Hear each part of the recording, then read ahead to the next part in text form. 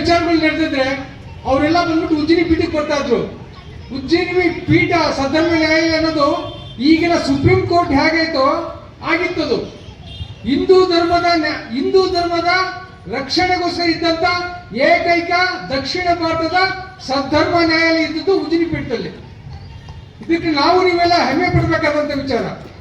ಅಷ್ಟಲ್ಲ, ಕೋರ್ಟಲ್ಲಿ ಹೇಗೆ ಚಾಪಕಾಗ್ದಗಳಿದ್ವು, ರೇಣುಕಾಚಾರ್ಯರ ಚಿತ್ರ ಇರ್ತಕ್ಕಂಥ ಚಾಪಕಾಗ್ದಗಳಿದಾವೆ, ಈಗಲೂ ಕೂಡ ನನ್ನ ಹತ್ರ ಕೆಲವು ಇದಾವೆ. ಅಲ್ಲಿ ಯಾರು ಉಜ್ಜಿನಿ ಪೀಠದ ಜಗದ್ಗುರು ಇರ್ತಾರೋ ಅವರು ಆ ಪೀಠದ ಸುಪ್ರೀಂ ಜಡ್ಜ್ ಆಗಿದ್ರು. ಆಮೇಲೆ ಈಗಿನ ಕೋರ್ಟ್ ನಲ್ಲಿ ಏನ್ ನಡೀತೈತಲ್ಲ, ವಾದ ಪ್ರತಿವಾದ ಹಾಗೂ ಎರಡು ಕಡೆ ವಕೀಲರು ಹೆಂಗಿರ್ತಾರೋ ಅಲ್ಲಿ ಕೂಡ ಎರಡು ಕಡೆ ವಕೀಲರಿದ್ರು. ಈಗಲೂ ಕೂಡ ಮಂತ್ಯಾನುಗಳಿದ್ದಾವೆ. ಹಳ್ಳಿ ಬಸಣ್ಣ ಇರ್ತಿದ್ದಾರೆ, ಪೇಟೆ ತಿಪ್ಪಣ್ಣರಂತ ಕುಟುಂಬಗಳು ಈಗಿದ್ದಾವೆ. ಅವ್ರ ಮೇಲೆ ಸಿಕ್ಕಂತ ಕೆಲವು ಚಾಪಕಾಗ್ದಗಳನ್ನ ನೋಡಿದ್ದೀನಿ. ಆ ವಿಚಾರವಾಗಿ ನಾನು ಪತ್ರಿಕೆಯಲ್ಲೇ ಬರೆದಿದ್ದೀನಿ, ನನ್ನ ಪುಸ್ತಕದಲ್ಲಿ ಕೂಡ ಅದ್ರ ಬಗ್ಗೆ ಮೆನ್ಷನ್ ಮಾಡಿದ್ದೇನೆ.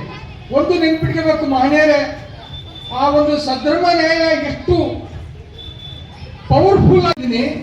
ಚಾಪಕಾಗ್ದದಲ್ಲಿ ಇರ್ತಕ್ಕಂಥ ತೀರ್ಪನ್ನ ಹಿಂದಿನ ಕೋರ್ಟ್ ಕೂಡ ಪುರಸ್ಕರಿಸಿ ಆ ಚಾಪಕಾಗ್ದಲ್ಲಿ ಇರ್ತಕ್ಕಂಥ ಆದೇಶನ ಪಾಲಿಸುವಂತೆ ಕಕ್ಷಿದಾರರಿಗೆ ಹೇಳ್ತಾ ಇದ್ದಾರೆ.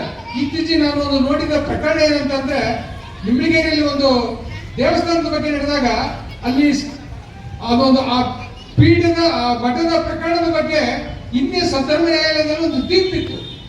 ಅವರು ಅಲ್ಲಿ ನ್ಯಾಯಾಲಯಕ್ಕೆ ಹೋದಾಗ ಆ ತೀರ್ಪನ್ನ ಕೊಟ್ಟರು, ಹಿಂಗೆ ನನಗೆ ಹಿಂದೆ ಈ ರೀತಿ ತೀರ್ಪಾಗಿತ್ತು ಅಂತ.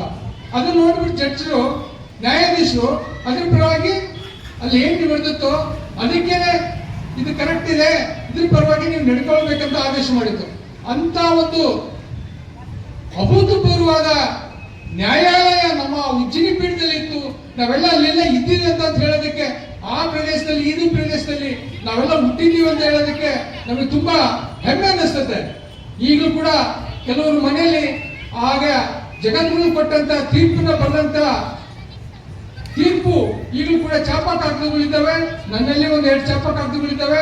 ಅದ್ರ ಬಗ್ಗೆ ಪತ್ರಿಕೆಯಲ್ಲೂ ಬರೆದಿದ್ದೀನಿ. ನನ್ನ ಪುಸ್ತಕದಲ್ಲಿ ಸದ್ಧರ್ಮ ನ್ಯಾಯಾಲಯದ ಬಗ್ಗೆ ನ್ಯಾಯ ನಡೀತಾ ಇತ್ತು, ವಾದ ವಿವಾದ. ಜಗದ್ಗುರು ಯಾವ ರೀತಿ ಸ್ಟೇಟ್ಮೆಂಟ್ ಕೊಡ್ತಾ ಇದ್ರು ಅನ್ನೋದ್ರ ಬಗ್ಗೆ ಇದೆ. ನಮಗೆ ಇಡೀ ದಕ್ಷಿಣ ಭಾರತದಲ್ಲಿ ಒಂದು ಸದ್ಧರ್ಮ ನ್ಯಾಯಾಲಯ ನಮ್ಮ ಉಜ್ಜಿನಿ ಪೀಠದಲ್ಲಿ ಇತ್ತು ಅಂತ ಹೇಳೋದಕ್ಕೆ ನನಗೆ ತುಂಬಾ ಸಂತೋಷ ಆಗ್ತಾ ಇದೆ. ಈಗಲೂ ಕೂಡ ನನಗೆ ಕೇಳ್ಕೊಳ್ತಾ ಇದ್ದೀನಿ, ಈ ಸದ್ಧರ್ಮ ನ್ಯಾಯಾಲಯದ ಬಗ್ಗೆ ಪೂಜ್ಯ ಉಜ್ಜಿನಿ ಜಗದ್ಗುರುಗಳು ಸಂಶೋಧನೆ ಮಾಡಿಸ್ಬೇಕು, ಅದರ ಬಗ್ಗೆ ಹೆಚ್ಚಿಗೆ ಪ್ರಚಾರ ಮಾಡಬೇಕು. ಯಾಕಂದ್ರೆ ನೀವೆಲ್ಲ ನೋಡ್ತಾ ಇದ್ದೀರಿ, ಹಿಂದೂ ಧರ್ಮದ ಬಗ್ಗೆ ಹೋರಾಟ ಅಂತ ಇದ್ದಾರೆ. ಅಂತ ಹಿಂದೂ ಧರ್ಮದ ಬಗ್ಗೆ ಇವರು ಹೋರಾಟ ಏನ್ ಮಾಡ್ತಾ ಇದ್ದಾರೆ?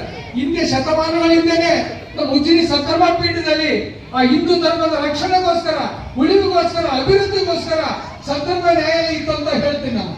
ಅಂತ ನ್ಯಾಯಾಲಯ ಇತ್ತು.